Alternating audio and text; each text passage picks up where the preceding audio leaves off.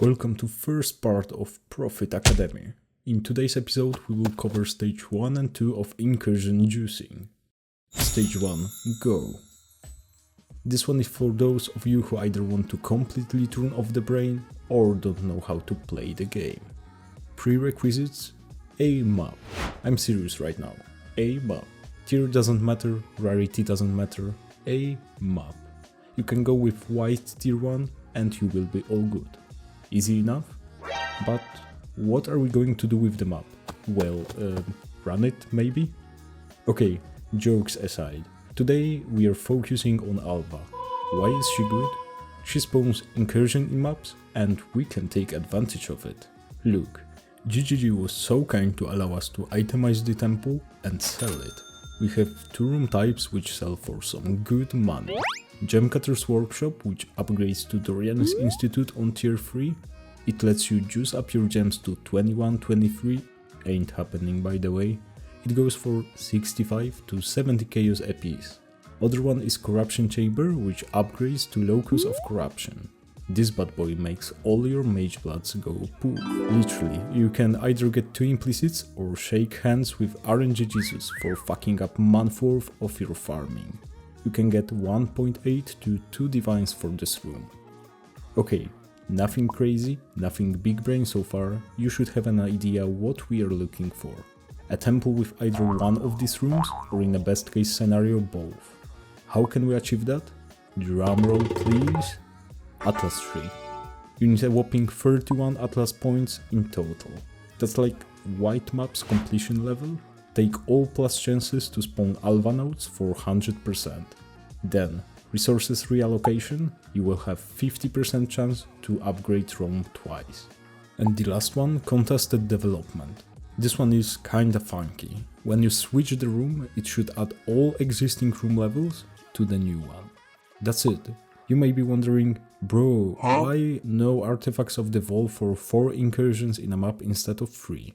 Hold your horses. Some more tech. Whole temple requires 12 incursion runs to complete. By default we are getting 3 incursions per map. Taking artifacts of the wall increases this number to 4. The thing is, you can't roll the same room twice in a map. So, if you don't take this passive and find a good room in first map, you will have 3 other maps that can roll this room again. Effectively, 3 chances. But if you take the passive and also find a good room in first map, you are left with only 2 chances. No. You see what I mean? And yeah, you can leave a map each time you find the room you want, or run the passive only on first map, then respect for remaining 3. I'm lazy, okay? Don't overthink it and keep it simple. You're probably bored to death already, so short tutorial. Open a map, find incursion, get in, try to switch rooms until you get either chamber or workshop and connect them to the entrance. When you find them, just get it, kill the architect and get out for all remaining incursions. I'm fast as fuck, boy! Let's sum it up. I've done 80 maps for 20 incursions total. 9 temples with nothing, 3 Dorian's Institutes, 7 locuses and 1 temple with both. 17.5 divines profit for a total of 0 investment. Each map takes like a minute, but it all depends on speed of your character. And don't kill map monsters, you're gonna waste your time. In a scale from 1 to 5, I give the strat 1.5 mirror for profit, 0 divines orb for cost, 0 endurance charges for difficulty, 1 yellow wisp for fun, and 0 old flames for complexity. Trivial and really boring strat which doesn't require anything besides 2 hands to net you a few divines. We done here. Stage 2 of Incursion. This time we're gonna add Incursion Scarab of timelines to our maps. Now, focus your brain for 2 minutes. I believe you can do it. Idea is simple. Last incursion in a map will drop itemized temple with randomized room tiers. Not randomized rooms, but room tiers. What does it change? Oh boy. Imagine that you start a temple with tier 1 corruption chamber. Running 4 maps give you 4 chances to drop an itemized temple with a tier 3 locus of corruption. cause you have 1 in 3 chance to roll tier 3. Same stuff with Gemcutter's Workshop. And don't forget that you still get the temple from Alva after finishing all 12 incursions, so you're getting 5 itemized temples for a whole set. But let's be honest, getting that perfect starting setup ain't gonna happen for each temple. We can do something about that. Alva lets you take a look at the temple before you start. So let's break it down to 2 cases. Case number 1. You get either Corruption Chamber or Gemcutter's Workshop right from the start. In this case you just use the Scarab for each map and call it a day. Rooms might not be connected from the start, but the chance that you will manage to get them right in first map is so high that I suggest simply taking the small risk.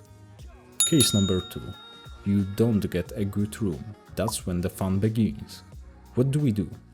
Remember, we have 12 incursions in 4 maps and Scarab drops itemized temple only after finishing last incursion in a map. So, instead of doing all 3 incursions in the first map, we do only 2 and don't use a Scarab. Does it actually change anything? We have 10 incursions remaining, which means that we can still run 4 maps and get 4 itemized temples. Wait, What? if you still don't get it, take a look. First map, no Scarab, 2 incursions. Second, third and fourth map, 3 incursions and a Scarab. And 5th one with only 1 incursion, but still with itemized temple job. This enables us to effectively drop the temple after 5th, 8th, 11th and 12th incursion, giving us 5 tries to find a good room instead of only 3. If you still don't get it, then I don't know, maybe go play Diablo or something. Summertime. These Scarabs ain't the cheapest, you get 5 pieces for a Divine. So how does it compare to the stage 1? I've done 20 full temple sets, exactly the same as stage 1, but because of the Scarabs used, 100 itemized temples dropped. Let's break it down. 51 with nothing, 19 Dorianis Institutes, 19 Locuses and 11 with both. That gives us a whopping total of 70 Divines. Let's not forget about Scarabs. Each set requires 4 Scarabs, so 80 Scarabs in total, costing us 16 Divines. Total net is 54 Divines, 208% more than stage 1. And honestly, the time required to run these maps doesn't change by much. I would say like 10 to 15% increase max, as you simply shift one incursion run to an additional map. So unless you have an ancient HDD drive which needs like 5 minutes to load, you should be good. This stage gets 3.5 mirrors for profit, 2 divine orbs for cost, 0 endurance charges for difficulty, 1.5 yellow wisp for fun, and 1.5 all flames for complexity. The tech might seem scary for first 2 sets, but it's really nothing complex. Money is good, running tier 1 normal maps is extremely easy, but the fun is still not there. There are no big drops and you pretty much know how much profit you are going to make. That's it for today. There is one more stage that I'm already working on, but it takes some time to prepare these videos. Hope you find this format funny and content helpful. Don't forget to leave a like and subscribe to the channel. Make some money, poor exiles, and see you next time.